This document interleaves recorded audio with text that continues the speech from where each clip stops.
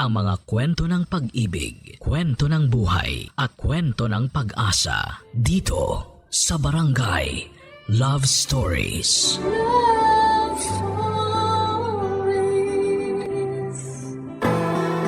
Dalawang tao ang inaasahang bubuhat sa isang relasyon upang ito ay magtagumpay. Hindi pwede na isa lamang dahil posible itong bumigay. Ikaw, kabarangay, isa ka bang mabuting katuwang sa iyong kapareha? Dear Papa Dudut, magandang araw po sa inyo at sa mga kabarangay nating nakikinig ng Barangay Love Stories. Sobrang idol ko talaga kayo, Papa Dudut. Kaya naman wala akong pinapalagpas na episode ng programa ninyo online. Natutuwa at nakaka-relate kasi ako sa mga kwento na ibinabahagi ng mga letter senders ninyo. Ako man ay may sarili ring istorya na gustong i-share, kaya ako nagpadala ng aking sulat. Ngunit bago tayo dumako doon ay nais ko munang magpakilala sa inyo at sa mga taga-pakinig natin. Ako nga pala si Yeri, 32 years old at kasalukuyang nandito sa Taiwan bilang OFW. Alam nyo, ni sa hinagap ay hindi ko naisip na magtatrabaho ako sa ibang bansa. Kontento na kasi ako noon na nasa Pilipinas lamang kasama si Terence, ang long-time boyfriend ko. Kung mag-ibang bansa man kami ay bakasyon lang sana. Lalo't plano na rin sana naming bumuo ng pamilya.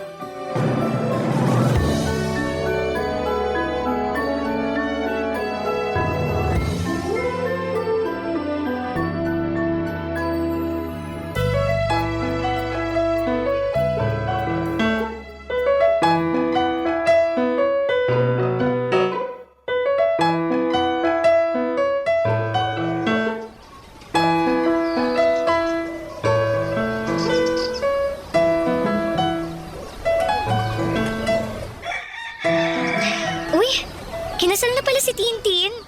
Grabe naman, parang kailan lang. Akala namin nun di na siya makakapag-asawa pero tadhana nga naman, oh. Teka, pusuan ko nga to. Ayan, ang cute-cute naman nila. Baby love, pwede ba tayong mag-usap? Ha? Tungkol saan, baby love? Sa plano ko. Anong plano? Hulaan ko. Bakasyon ba yan? O baka naman tungkol sa kasal natin? Ikaw Nako, sorry Wala sa mga nabanggit mo, baby love eh. Okay. Hula lang naman eh. Pero ano ba yung plano mo? Kasi may May ano? May bago kong business idea. Ha? Hindi ko business idea pala kasi dalawa kami rito ng best friend kong si Louie. O tapos? Gusto naming magtayo ng coffee shop kasi nakitaan namin ng potential yung business lalo na sa location na napili ni Louie eh. Alam mo naman na matagal ko ng pangarap magkaroon ng sariling business, di ba? Oo naman. Simula pa lang nung nakilala kita business-minded ka na eh. Simula pagkabata, kaso inalat naman ako sa mga nauna kong business kaya ayun. Pero ayoko namang habang buhay na malugmok sa bagay na yun. Saka gano'n naman talaga sa negosyo eh. Tsambahan ng pag-asenso. Kaya kailangan meron kang pusong determinado. Wow, ikaw talaga Pag-usapang business tumatalinghaga ang mga salitaan mo Pero tama ka naman sa mga sinabi mo, baby love. Kaso, anong plano nyo ni Louie? First step kumbaga para masimulan nyo yung business nyo.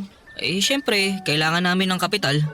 Pinagsama namin ni Louie yung savings namin pero para mas makatipid sa pagbabayad sa mga tauhan nagkasundo kami na tutukan yung business simula pagpapagawa hanggang sa pagtatauhan. Kaya nga nag-decide akong mag-resign sa trabaho para ako na yung tatao muna kasi hindi pwedeng umalis si Louie dahil di hamak na mas malaki ang kita niya sa pinapasukan niya kaysa sa akin. Naku, sigurado ka na ba talaga dyan? Oo naman. Pinag-isipan ko na to ng maraming beses. Nakakakaba pero nakaka-excite. Kasi hindi ko talaga nakikita ang sarili ko na magiging empleyado habang buhay. Gusto ko, ako yung amo at para mangyari yun, kailangan ko magtayo ng sarili kong negosyo. Partnership nga lang kami ni Louie rito pero at least kami pa rin ang boss. Naiintindihan ko ang gusto mong mangyari. Pero dapat, sigurado kayo na kikita yung business nyo, ha? I mean, sayang kasi pag hindi nyo mabawi ang kapital nyo. Lalo ka na. Malaki ang mawawala sa'yo kasi walang papasok na income sa'yo pag nagsimula na kayo. Tapos plano mo pang mag-resign. Alam ko naman yun. Tsaka nakahanda ako sa anumang pwede mangyari. Okay, pero paano yung bayarin natin dito sa inuupahan natin? Paano yung iba pa nating expenses kung lahat ng pera mo palabas at walang pumapasok? Yun na nga. Makikiusap sana ako na ikaw munang sumagot ng mga bayarin natin. Terence naman! Kahit 6 na buwan lang. Target namin na matapos yung pagpapagawa ng coffee shop in 3 months. Tapos mag-opening na kami. Sigurado naman makakabawi na kami in just 2 months, no? Para naman yatang suntok sa buwan yung sinabi mo eh. Yun naman ang hirap sa'yo eh. Wala kang bilib sa akin. Hindi naman sa ganun. Basta, pangako, magiging successful tong business na naisip namin ni Louie. Suporta mo lang at tiwala ang kailangan ko, baby love. Papa Dudut, naging kami ni Terence noong pareho pa lamang kaming nasa college. At noon pa man ay business-minded na talaga siya. In fact, pangatlong negosyo na niya ang pinaplano niyang itayo ng best friend niyang si Louie noong mga panahong yon. Hindi kasi nagtagumpay ang dalawang business na sinimulan niya right after college graduation. At kapag nangyayari yon ay bumabalik siya sa pagiging empleyado at mag-iipon muli ng kapital. Pero hindi na kami bumabata ng mga panahong yon. At kahit na gusto ko siyang suportahan sa pangarap niya, di maalis sa akin ang pagdududa na baka katulad ng dalawang naunang negosyo niya ay mabigo ulit siya. Sa huli, si Terence pa rin ang nasunod at wala akong nagawa. Humiram siya ng pera sa bangko pang kapital dahil kinulang ang savings nila ni Louie at nag-resign siya sa trabaho niya upang matutukan ang negosyo nila. Hindi nagtagal ay nag-soft opening sila at masasabi ko na naging matagumpay naman yon. Naging maayos ang kitaan nila ng sumunod na 2 buwan. Pero, pagpasok ng pangatlo hanggang pang-4 ay bigla na lamang may nangyari.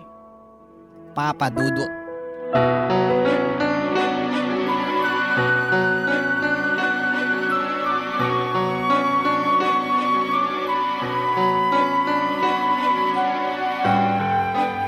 Terence, anong ginawa mo?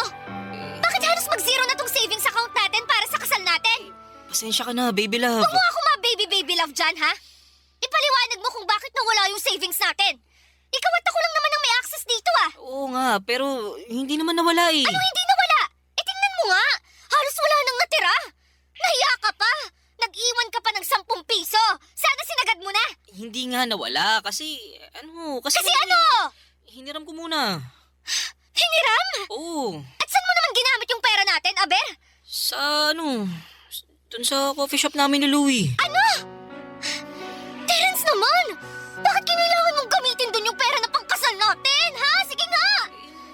Medyo kasi, may mga kailangang i-repair sa shop. Kaso wala na kaming pera na pampa-repair dahil may hinana yung kita ng business namin eh. Sabi ni Louie wala na siya mailalabas kaya pinagawan niya ako ng paraan para makahanap ng pera. Tapos naisip mong kunin yung savings natin nang hindi nagpapaalam sa akin. Oo, pero Pero ano? Ha? Terence naman! nagawa ko lang naman yun kasi pag nagpaalam ako siguradong hindi ka papayag. Buti alam mo! O kita mo na. Kaya hindi na ako nagsabi sa'yo kasi alam ko di mo naman maintindihan yung rason ko kahit na ipaliwanag ko pa. Sayang lang laway ko sa'yo. Ano bang pinagsasasabi mo? Saan naman ang galing yan? Sa akin lang. Pansin ko kasi wala ka na talagang bilib sa akin eh. Nasa tuwing may naiisip ako negosyo, akala mo laging papalpak. Bakit nagkamali ba ako? Kakasabi mo lang na mahina ang kita ng shop nyo, di ba? Oo. Pero gano'n naman talaga sa negosyo, di ba?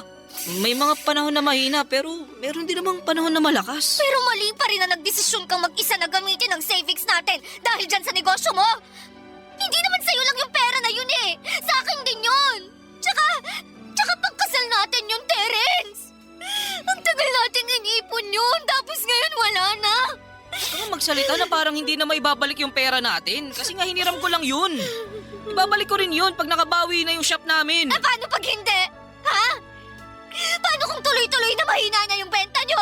Paano mo babayaran yung pera kinuha mo sa account natin? Sige nga! O yan, kita mo na? Anong kita mo ng pinagsasasabi mo dyan? Ang negative mo!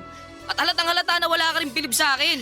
Buti pa yung asawa ni Louie, sinusuportahan siya sa ginagawa niya. Pero ikaw, Parang hindi naman yata tamang ikumpara mo ako sa asawa ni Louie.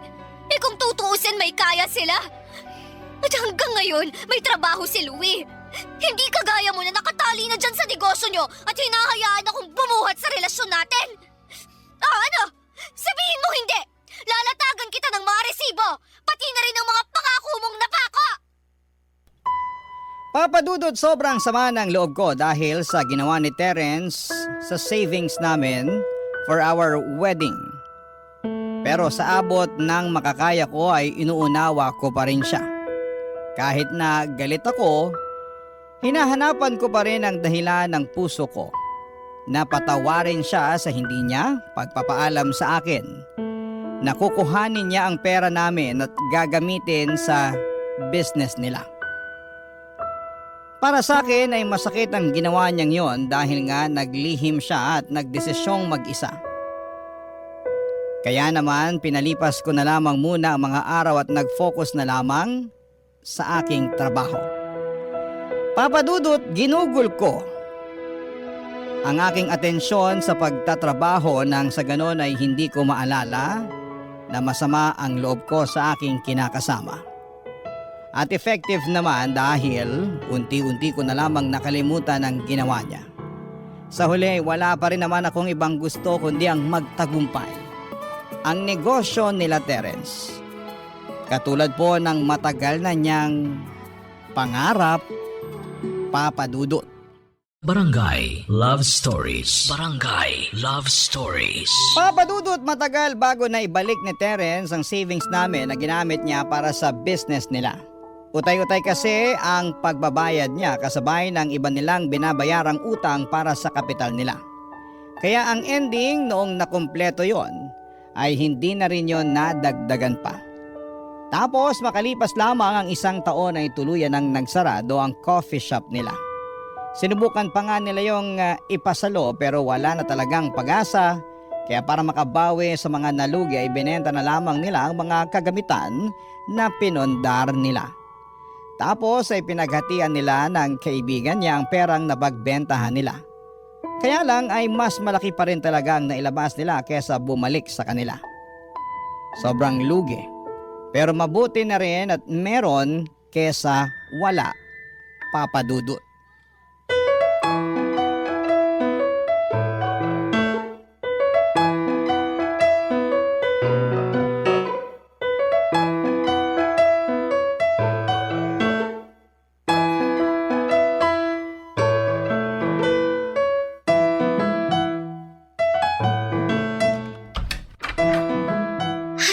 Grabe naman traffic sa Pilipinas to. Wala na ba talagang pagbabago? Aalis kang fresh papasok ng trabaho, tapos uuwi kang bruha. Kulang na lang walis tambo eh. Teka, bakit ba ang dilim dito sa bahay? Asan na ba yung switch ng ilaw para mabuksan? Happy birthday to you. Happy birthday to you. Happy birthday, happy birthday. Happy birthday to you. Happy birthday, baby love. Terence? Happy birthday. Oh, blow mo na tong kandila ng cake mo, dali. Ha? Sige na. Pero bago yun, mag-wish ka muna. Dali. Sige, teka. Ih, Ayan, nablow ko na. happy birthday ulit. Thank you. Oh, sa tono mo, mukhang nakalimutan mong birthday mo ngayon ah. Medyo. Ang dami kasing ginagawa sa opisina eh. Tsaka ano... teka nga. Ibig sabihin, nandito ka lang talaga sa apartment? Oo. Bakit? Saan pa ba ako pupunta? Ewan ko. Sabi mo kasi sa akin sa text di mo ako masusundo kasi may lakad ka. Nung tinanong ko kung saan, hindi ka naman nag-reply.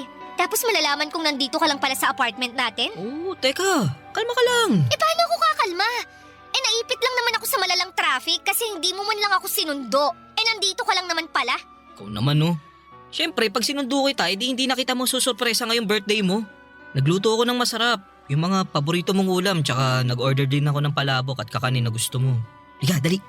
Andun na sa mesa lahat oh. Upo ka na lang at kakain. Tara, punta na tayo dun.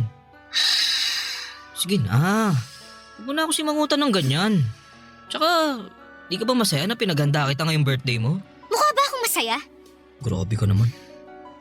Pasensya na. Pagod lang talaga ako. Sumakit na kasi yung ulo ko dun pa lang sa traffic eh. Ay, teka nga muna. Saan ka kumuha ng pinambili mo ng mga pagkain na yan? Pati ng cake na yan. Ha? Ay, sa akin. Sa'yo. So ibig sabihin may pera ka? Oo, nag-loan ako sa online lending app. Terence naman! Dapat hindi mo na ginawa yun! Gusto ko lang naman kasi maging espesyal yung araw na to, lalo na't birthday mo. Gets ko naman. Pero sana naging practical ka na lang. Buti nakapag-loan ka pa sa dami ng utang mo na hindi mo na nababayaran. Oo, pero nakailang subok din ako. Oh, paano mo ngayon babayaran yung niloan mo? Wala ka namang trabaho. Wala kang source of income tapos nagdagdag ka pa talaga ng utang. Naghahanap naman ako ng mapapasukan eh. Pero hanggang ngayon wala ka pa rin napapasukan. Kasi masyado kang mapili tsaka mareklamo.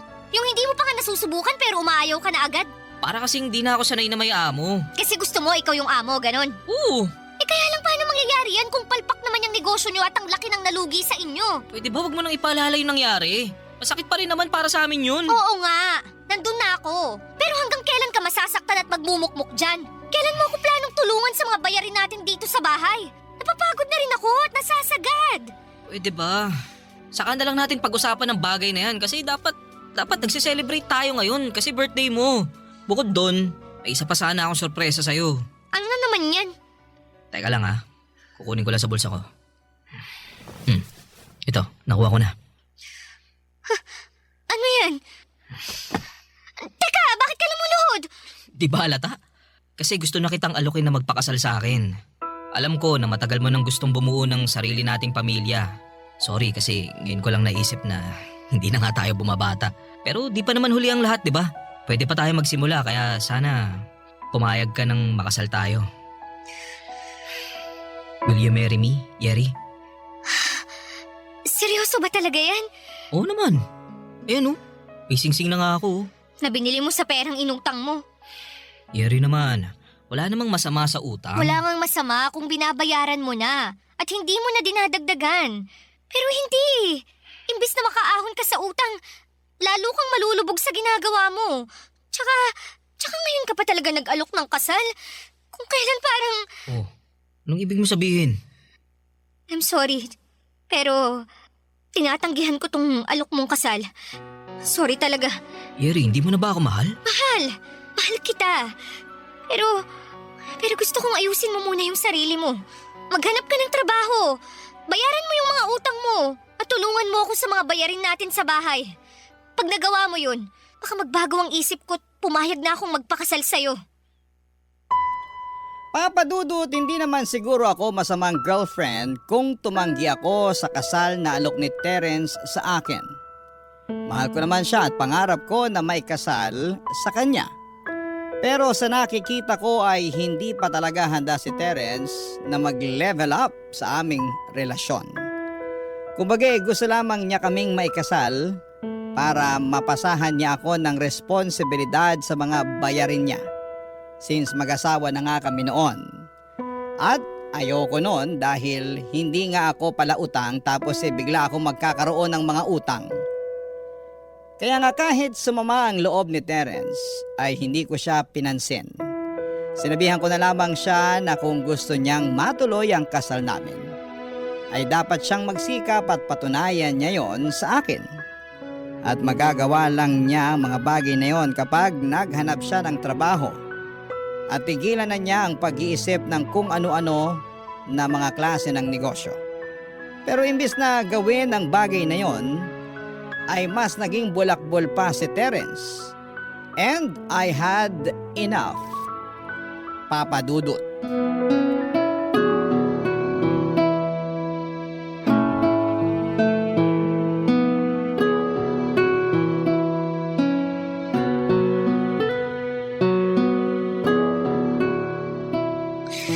Naku, paano ba to? May kailangan palang bayaran sa school ni Bunso tapos nanghingi rin ng pambili ng gamot si nanay. Sigurado, kukulangin na yung sweldo ko lalo't bayaran din sa renta ngayong buwan. Nandiyan ka pala sa kusina, baby love. Kanina pa kasi kita hinahanap eh. Ang liit-liit lang nitong apartment natin, Terence. Madali lang tayong magkakakitaan. Grabe ka naman. Bakit ba ang init agad ng ulo mo? Stress lang ako. Bakit mo ba ako hinahanap? May kailangan ka ba sa akin? Oo, meron. Ano? Sabihin mo na, may ginagawa ko rito. Ano kasi, nagyaya yung tropa namin ni Louie na mag-staycation. Kami-kami lang mga boys. Sa Tagaytay, kaso sabi ko, di ako makakasama dahil wala akong pera pang gastos. Pero mapilit talaga sila eh. Sabi ni Louie, mangutang na lang daw ako sa'yo, kaso... Ano? Babayaran ko naman, baby love. Paano mo babayaran? Wala kang trabaho. Tsaka sandamukal na ahente at kolektor na yung naniningil sa'yo mula sa mga inutangan mo. Pero hindi mo man lang pinapansin. Pati sa akin tumatawag sila at nagbabanta na ipapabarangay ka. Pero parang hindi ka naman naaalarma. Tapos ngayon, nakuha mo pa talagang sumama sa staycation na yan? At sa akin ka pa talaga uutang ng pera, ha? Alam mo naman kasing hirap akong makaloan sa mga online lending app, di ba? Tsaka mabuti na yung sa'yo ko manghiram dahil girlfriend naman kita. Kesa sa ibang tao, di ba? Oo, girlfriend mo ako. Pero anong mabuti doon? Ewan ko ba sa'yo, Terence? Para kang bata eh. Hindi mo na naisip na short din ako sa budget ngayon dahil sunod-sunod ang gastusin sa bahay namin. Tsaka rito sa atin. Tapos nakuha mo pa talaga akong utangan, ha? Tsaka wow, ha? Wow talaga. Kasi nakakainggit ka naman. Dahil naisip mo pang magbakasyon, samantalang hirap na akong mag-budget dito. Ayun lang naman yun, baby love. Tsaka di ko naman siguro kasalanan kung subsub ka sa trabaho kaya di ka na nakakapagbakasyon. Baka nakakalimutan mo, last time, niyaya kitang magbagyo pero tumanggi ka. Oo, tumanggi ako kasi ako lang naman ang gagastos. Baka imbis na ma-relax ako lalo lang akong ma-stress. Alam mo, Terence, ayoko na. Oh, anong ayaw mo na? Ayoko na ng ganitong buhay. Ayoko na ma-stress ng bonggang-bongga dahil sa pera. Naturingan na kasama kita sa buhay pero parang mag-isa pa rin ako dahil pabuhat ka eh. Pagod na akong buhatin tong relasyon natin ng mag-isa. Kaya nga naisip ko na makipaghiwalay na lang sa'yo. Total, hindi naman ako mahalaga sa'yo eh. Teka, anong pinagsasabi mo? Siyempre mahalaga ka sa akin, baby love. Kung mahalaga ako sa'yo, maghahanap ka ng trabaho. Tutulungan mo ako sa mga gastusin natin sa bahay. Pero hindi eh. Hindi mo nga yata naisip yun. Kasi hanggang ngayon, wala ka pa rin pinapasukan. At mukhang masaya at kontento ka lang na nandito ka sa bahay natin. Pera na lang ba talaga tang may aambag ko ang batayan ng silbi ko sa relasyon natin? Masipag naman ako rito sa bahay ah. Naglilinis ako, nagluluto, pinaglalaba kita. Inaasikaso ko Pero lahat. hindi pa rin yun sapat para magtiis ako sa'yo. Kasi sa nakikita ko, wala ka talagang plano para sa atin. Gusto mong magkapamilya tayo. Pero ayaw mo maghanap ng trabaho. Ayaw mo akong tulungan financially. Paano na lang pag nagkaanak na tayo? Huwag mo sabihin sa akin na ako pa rin ang kailangang magbanat ng buto kahit nakabuanan ko na. At ako pa rin ang mag-iipon ng pera para sa panganganak ko. Aba, kawawa naman ako nun. Yeri naman, pwede naman natin pag-usapan to eh. Wala na tayong dapat pag-usapan. Wala na, inubos mo na ako, Terence. Pagod na akong umasa na may isip mo pa akong tulungan sa pagtataguyod ng relasyon natin. Dahil sa kung ganito pa lang nawala ka ng maiaambag financially. Ibig sabihin, hindi ka pa handang magkaroon ng pamilya. Papa Dudut, isa sa mga pinakamahirap na desisyon na ginawa ko sa buhay ko ay ang pakikipaghiwalay sa taong mahal na mahal ko pa. Bukod doon ay ang tagal na rin namin ni Terence, live-in na nga kami at kasal na lamang ang kulang. Nakakapanghinayang pero na-realize ko na hindi sapat na mahal mo lamang ang isang tao dahil hindi kayo mapapakain ng pagmamahal na yon. Lalo na kapag may mga anak na kayo. Sa kabinigyan ko naman ang pagkakataon si Terence na ayusin ang sarili niya pero hindi niya ginawa. Kaya napuno na lamang ako hanggang sa maisipan kong makipaghiwalay na lamang. Yon ang magiging solusyon para makawala ako sa responsibilidad ko sa kanya. At kahit ako ang nang-iwan sa aming dalawa, masakit pa rin sa akin ang nangyari. Kaya upang tuluyang makausad ay nakapag-isip-isip kong mag-apply ng trabaho sa ibang bansa at magpakalayo-layo. Barangay Love Stories. Barangay Love Stories. Papadudot yun ang rason kung bakit po ako nasa Taiwan ngayon. Tandang-tanda ko pa na magkahalong takot at excitement ang naramdaman ko noong unang beses kong tumapak dito. Takot dahil bago sa akin ang lahat at excitement sa buhay na naghihintay sa akin. Nagsika po ako para makaipon ng pera at para na rin matulungan ang mga mahal ko sa buhay sa Pilipinas. Trabaho ang naging sentro ng pang-araw-araw kong buhay. Wala na po akong pakialam noon sa love life dahil ayos na sa aking tumandang dalaga basta wag lang ako mapunta sa maling tao. Pero God is good all the time. Dahil makalipas ang 6 na buwan, nakilala ko ang aking Taiwanese boyfriend na sinama ko nga sa Pilipinas nitong 2025 nung umuwi kami para magbakasyon.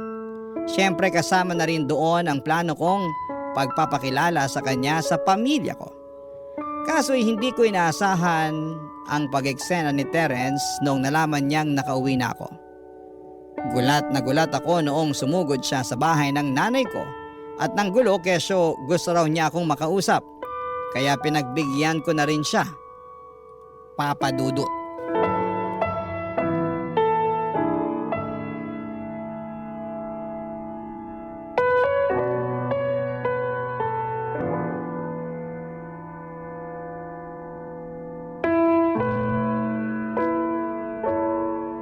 Terence, ano bang ginagawa mo rito? Pasensya ka na, Yeri, kung biglaan na lang akong pumunta rito sa inyo ah. Nung nabalitaan ko kasi na nakauwi ka na, na-excite akong makita ka eh. Nakita mo na ako. Ano pang kailangan mo? Yeri, wag ka naman ganyan sa akin. Ano mo kung ganito? Yan bang parang ang lamig-lamig ng pakikitungo mo? Hindi mo ba ako na-miss? Halos 2 taon din yata tayong hindi nagkita, di ba? Pasensya ka na pero hindi kita na-miss eh. Ganun na lang ba talaga kadali sa'yo nakalimutan yung pinagsamahan natin? Ano bang pinagsamahan yun? Alam mo kung anong tinutukoy ko, Yeri. Sorry pero wala naman akong rason para alalahanin pa yung pinagsamahan natin. Lalo na't ang naaalala ko lang yung rason kung bakit tayo naghiwalay. Teka nga, wag mong sabihin na hindi ka pa rin nakaka-move on. Hindi pa nga. Terence naman, almost 2 years na rin ang lumipas. Sasabi mo na lang din yan kasi may nakilala ka ng bagong mamahalin. Samantalang ako, eto wala. Wala pa at hindi ako naghanap ng iba kasi nga mahal pa rin kita. Hindi naman yata kasalanan ng boyfriend ko ngayon na dumating siya sa buhay ko. At wag mo rin sa aking isisi na wala ka pa rin nakikilalang ibang babae. Di ka ba nakikinig? Mahal pa nga kita at kahit kailan hindi ako makaka-move on sa relasyon natin. Kaya nga, nung nalaman kong uuwi ka rito sa Pilipinas para magbakasyon, di na ako mapakali. Inabangan ko talaga yung pagdating mo para personal kang kausapin. Ano pa bang pag-uusapan natin? Sa nakikita ko kasi, wala na tayong dapat pag-usapan. Meron pa kasi gusto kong makipagbalikan sa'yo. Gusto kong ligawan ka ulit. Gusto kong maging tayo ulit. Anong sinabi mo? Hindi ko kayang mabuhay sa mundo nang wala ka sa piling ko, Yeri. Mahal na mahal kita eh. Sobrang sakit na nakipaghiwalay ka sa akin nun. Hanggang ngayon, di ka pa rin matanggap. Pag naalala ko yung rason kung bakit mo ko iniwan, nagagalit ako sa sarili ko.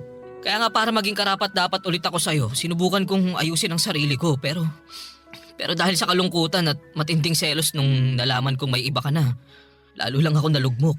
At anong gusto mong mangyari? Samahan kita sa pagkalugmok mo? Ayos ka rin no? Idadamay mo pa ako. Tsaka para sa kaalaman mo, ginawa ko na yan noon. Sinamahan na kita sa pagkalugmok mo, hindi lang isang beses, kundi maraming beses pa nga. Binuhat pa nga kita, di ba? Inalalayan, sinuportahan, at nagtiis ako sa relasyon natin, kahit na ako yung babae. Pero anong ginawa mo? Ha? Wala. Naging kampante ka na nandyan lang ako sa tabi mo, kasi mahal kita. Kaya nga iniwan na kita nun kahit masakit din sa akin. Kasi alam ko, wala akong magiging kinabukasan sa'yo. Tapos ngayon, isusumbat mo sa akin yung nangyari sa'yo, ha? Mas lalo mo lang pinatunayan na wala talaga akong mapapala sa'yo sakaling ikaw ang nakatuluyan ko. Dahil hindi ka pa nagbabago. Alam mo, Terence, mabuti pa umalis ka na. Huwag ka nang bumalik. Dahil sinisira mo lang yung bakasyon namin. Please lang, nakikiusap ako sa'yo. Papa Dudut, hindi ko akalain na magagawa ni Terence ang bagay na yon. Akala ko kasi makalipas ang 2 taon ay nakausad na rin siya. Pero nagkamali ako dahil parang mas lumala pa yata ang sitwasyon niya mula nung iwanan ko siya. And at the same time ay nakaramdam din po ako ng matinding awa para sa dati kong karelasyon.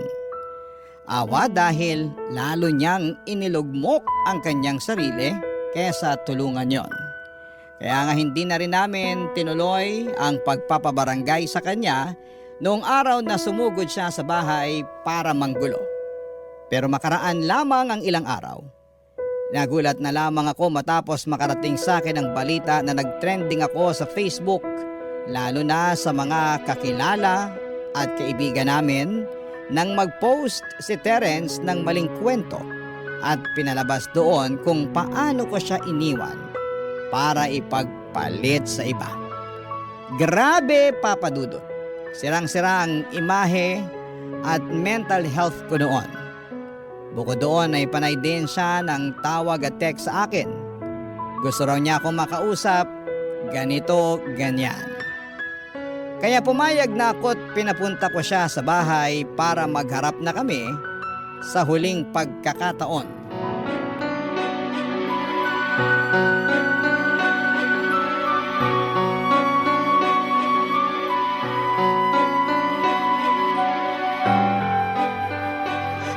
Hayop ka, Terence! Ano ba bang gusto mo? Sa pagkakatanda ko, wala naman akong kasalanan sa'yo ah! Bakit mo ba ako ginawa ng maling kwento? Pasensya ka na, Yeri. Pero desperado na kasi ako eh. Hindi mo ko pinapansin. Hindi mo nire-replyan yung mga chat tsaka yung text ko. Pati mga tawag ko ayaw mo ring sagutin. Para ano pa? Eh wala na rin naman tayong dapat pag-usapan pa! Marami tayong dapat pag-usapan. Marami, tulad ng... tungkol sa ating dalawa. Tungkol sa relasyon natin. Matagal na tayong tapos, Terence. Ilang taon na rin, di ba? Pero mahal pa nga kita. At hindi ako makakapayag na ikaw lang ang masaya sa ating dalawa. Tapos ako ito, lugmok, palungkot, nag-iisa. Ayoko, Yeri. Ayoko maging mag-isa, kaya nakikiusap ako sa'yo. Bumalik ka na sa akin. Please. Please, balikan mo na ako. Parang hawa mo na. Binabalaan kita. Pag hinawakan mo ako, may kalalagyan ka. Hindi naman kita sasaktan, kaya huwag ka matakot. Hindi naman ako ganun eh. May natatandaan ka ba na pinagbuhatan kita ng kamay? Wala naman, di ba? Kasi nga mabait ako. Oo, mabait ako. Kaya dapat balikan mo na ako, Yeri. Hindi na kita babalikan dahil hindi na kita mahal. At bakit hindi, ha? Dahil ba dun sa bago mo? Bakit? Di naman siya kagwapuhan, ha? Mukha rin naman siyang lampat, patpatin. Ano ba nagustuhan mo sa kanya? Siguro mayaman siya, no? O baka naman mas magaling sa kama kaysa sa akin. Kapal naman ang mukha mo na bastusin ang boyfriend ko! Ako na lang ulit kasi ang mahalin mo, Yeri. Nangangako naman ako sa'yo na magbabago na ako eh. Sana noon mo pa naisip yan, Terence. Hindi yung kung kailan huli na ang lahat. Ang kapal naman ng mukha mo sabihin sa akin ang bagay na yan. Eh kasalanan mo naman kung bakit ako lugmok ngayon. Nakakabilib din talaga ang kakapalan ng pagmumukha mo. Umiiyak-iyak pa naman ako noon at kwine-question ko ang sarili ko nung iniwan kita. Yun pala, yun ang pinakamagandang desisyon na ginawa ko sa buhay ko. Umalis ka na, Terence. Hindi ako aalis hanggat hindi ka pumapayag na makipagbalikan sa akin. Hindi na ako makikipagbalikan sa'yo. Kaya huwag ka nang umasa. Masaya na ako sa buhay ko. Kaya sana naman maging masaya ka na rin sa buhay mo. Unahin mong ayusin ang sarili mo dahil may potensyal ka naman eh. Ayoko mabuhay na wala ka, Yeri. Hindi ko kaya. Hindi ko kaya. Kaya sana bumalik ka na sa akin, Yeri. Huwag mo sabi akong lalapitan eh! Habang kita sasaktan eh. Aalagaan kita. Mamahalin kita, Yeri. Lalo mo lang sinisira ang buhay mo sa ginagawa mong yan, Terence! Please, makipagbalikan ka na sa akin. Tayo na lang ulit. Iwan mo na yung bago mo. Ako na lang ulit ang mahalin mo, Yeri. Pakiusap. Please, Yeri, mahal na mahal kita. Mahal na mahal kita. Mahal na mahal kita, Yeri! Papa Dudut, bago pa ako tuluyang mahawakan at malapitan ni Terence ay umeksena na ang boyfriend ko at mga magulang ko para ipagtanggol ako. Nagkagulo pa nga ng bahagya matapos suntukin ng tatay ko si Terence. inawat na lamang siya ni nanay bago niya mapuruhan ang dati kong kinakasama. Takot na takot ako dahil para na itong nasisiraan ng ulo. Kaya agad kaming nagpatawag ng pulis. Mabilis nilang dinampos si Terence at dinala sa presinto. Doon ay muli kaming nagkaharap at sinampahan ko siya ng kaso. Naging sobrang hassle ang sana'y masayang bakasyon namin sa Pilipinas ng boyfriend ko. And to make the story short ay naglabas ng restraining order ang hukuman para hindi na makalapit sa amin si Terence. Kaya kahit papaano ay napanatag na ako. Ngayon ay nandito na naman ako sa Taiwan pero aminado po ako na may mga gabi pa rin na bumabalik ang trauma ko dahil sa mga nangyari. Kasama na po doon ang pagsisisi na sana ay hindi na lamang ako pumayag na makipag-usap muli sa dati kong kinakasama. Pero buti na lang, nandito ang boyfriend at ang pamilya ko para maging sandigan ko at maging matibay ang aking support system. Sa ngayon, Papa Dudut, mas nakafocus na lamang po ako sa aking trabaho at sariling buhay. At umaasa na unti-unti ay mawala na sa aking isipan ang nakakatakot na pangyayaring yon. Maraming salamat po, Papa Dudut, sakaling mapili po ninyong basahin ang aking kwento. God bless and more power po sa Barangay Love Stories. Ang inyong kapuso at ka-barangay forever, Yeri. Uy, kabarangay! Agree ka ba sa ending ng ating Barangay Love Stories na ito? I-share mo na ang feelings mo sa ating comment section.